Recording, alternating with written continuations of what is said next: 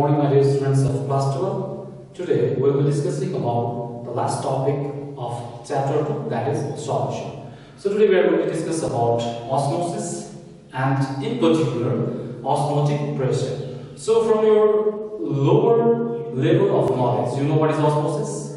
Osmosis is the spontaneous flow of solvent molecule through a semi-permeable membrane from a dilute solution to a concentrated solution. So you know what is osmosis? Then here we are more focused on what is osmotic pressure. Okay, so there is a flow of solvent molecules through a semi-permeable membrane in case of osmosis. Now, what is osmotic pressure then? Osmotic pressure is the excess pressure that you have to apply on the solution side to prevent this flow of solvent molecule through the semi-permeable membrane. So hope you understood. The excess pressure that must be applied on the solution side, okay, to prevent the flow of solvent molecule through a semi-permeable membrane. So that is osmotic pressure, and osmotic pressure is denoted by pi. So osmotic pressure is denoted by pi. Now let's discuss about the laws of osmotic pressure. So you know about Boyle's law, Charles law. So now Van 't Hoff combined with Boyle to give you the first law of osmotic pressure, that is written as Boyle's Van 't Hoff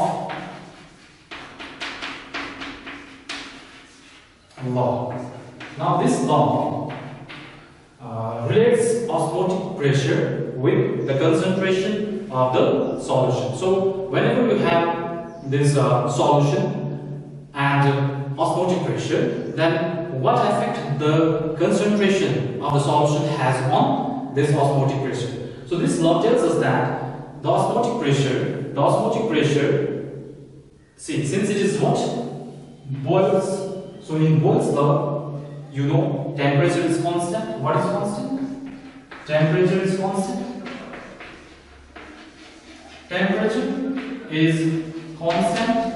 Now under this condition, osmotic pressure is directly proportional to the concentration of the solution. So osmotic pressure, that is denoted by pi, is directly proportional to concentration of the solution. So we can write that pi. Now if you take 1 mole of, if we take concentration as equal to what?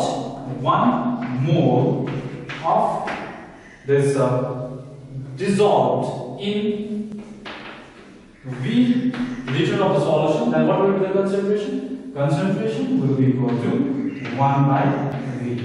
Yes or no? So now if you take concentration to be what? 1 mole dissolved in V volume of the solvent, then concentration will be equal to 1 by V. So we can replace this C with 1 by V. Now we get what? If you replace this, then we get C is inversely proportional to 1 by V. Now this V can be taken that side. That means pi V will be always some constant quantity. Yes or no? Now here, since it is directly proportional to what? This inversely proportional to volume, then we can take pi V to be always this proportional sign. If you remove it, then you get what? You get some constant value. And this law tells that, Boyle's law tells that this osmotic pressure is directly proportional to concentration. Now concentration can be replaced with 1 by V, and we arrive at this equation where we have pi V is equal to constant. So this is one of our law, that is Boyle's law. Now let's discuss about Charles Van 't Hoff law. So what we have? We have Charles Ventov law. Charles Ventov law. Now this law tells us about effect of temperature on the osmotic pressure. So this law tells us about effect of temperature on the osmotic pressure. So here you know this what has to remain constant? In this case, concentration has to remain constant. So concentration is constant. In case of Charles Ventov law is constant. Then under this condition, then what happens?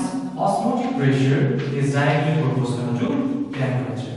So if we increase the temperature, then osmotic pressure will also increase. Okay? So P is directly proportional to this pi is directly proportional to temperature, or you can write, what can you write? You can write pi, T can be taken this side, pi by T, and here this proportional sign is replaced by equal to sign. Now this will be equal to some constant quantity. So we have two laws, that is Boyle's Ventov law and Charles Ventov law. Now if we combine these two laws, then what can we arrive at? This is equation number 2, and equation number 1 was what? That we got from Boyle's law, Boyle's Ventov law. We got into V. First law, that is Boyle's Ventov law, was what? Pi V equals to some constant quantity. This was equation number 1, and from this law we arrived at, what did we arrive at? We arrived at pi by T equals to constant. So this is equation number 2. Now if we combine these two equations, we get Ventov theory of dilute solution. Okay, that is simultaneous effect of concentration and temperature on osmotic pressure. So if we combine this, what can we arrive at? We can arrive at the simultaneous effect of this temperature and concentration on osmotic pressure. So we can write that pi, from first law, pi is directly proportional to concentration of the solution, and from the second law, pi is directly proportional to temperature of the solution. So if we combine these two, we can arrive at, from this two, we arrive at pi is directly proportional to Ct. Yes or no? Ct. Now, if you remove this proportional sign, then we get some constant that is taken as R Ct. Okay? Now this can be written again as, this R is what? R equals to proportionality constant. Okay? This R, and we arrive at CRT, can be written as CRT. Now this concentration term can be replaced by C equals to 1 by V. So this can be written as pi equals to 1 by V RT.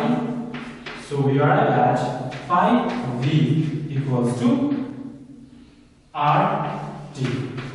Now if you have, since here we have taken as 1 mole, therefore it is 1 by V.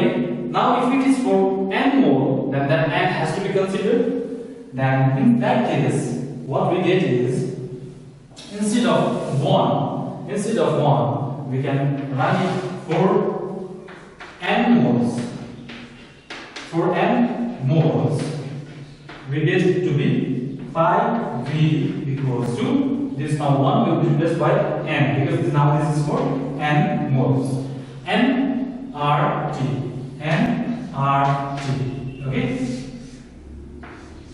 Now this is the equation we have arrived at, where pi is the osmotic pressure, V is the volume, n is the number of mole, R is the gas constant, that is proportionality constant, and T is the temperature. Now here, this n is what? Is the number of moles of solid. Therefore, we can replace it by pi V will be equal to weight of the solid by molecular weight of the solid RT. Yes or no? So this W2, this N is the number of moles of the solid. So it is replaced by, and number of moles is always equal to weight by molecular weight. Therefore, it is replaced by W2 by N2. Now from this particular equation, you might be asked to calculate the molar mass of the solid present. Therefore, to obtain this, how can we write our equation? We can write W2 by pi V RT. So this equation W2 by pi V RT. So this equation can be used to calculate the molar mass of the solid dissolved in the solution. And with the same equation, you can also obtain what? Osmotic pressure. Now it depends upon which equation we will be using. It depends upon what informations are given in the question. So this equation is very important. From here, as I told you, you will be asked numerical. You will be asked what? Numerical. Practice the numericals that you have at the end of this exercise, at the end of this particular topic. Okay, and so with this we have discussed all the colligative properties, and from this colligative property, say out of you have elevation in boiling point, depression in freezing point, you have relative lowering of vapor pressure, and we have discussed today osmotic pressure. So out of this four colligative property, you might be asked, you will be asked numerical in your IAC. Okay, please practice them properly. Now with this, we come to the end of chapter number 2. From the next video, we'll be starting with chapter number 3, that is electrochemistry. Please keep revising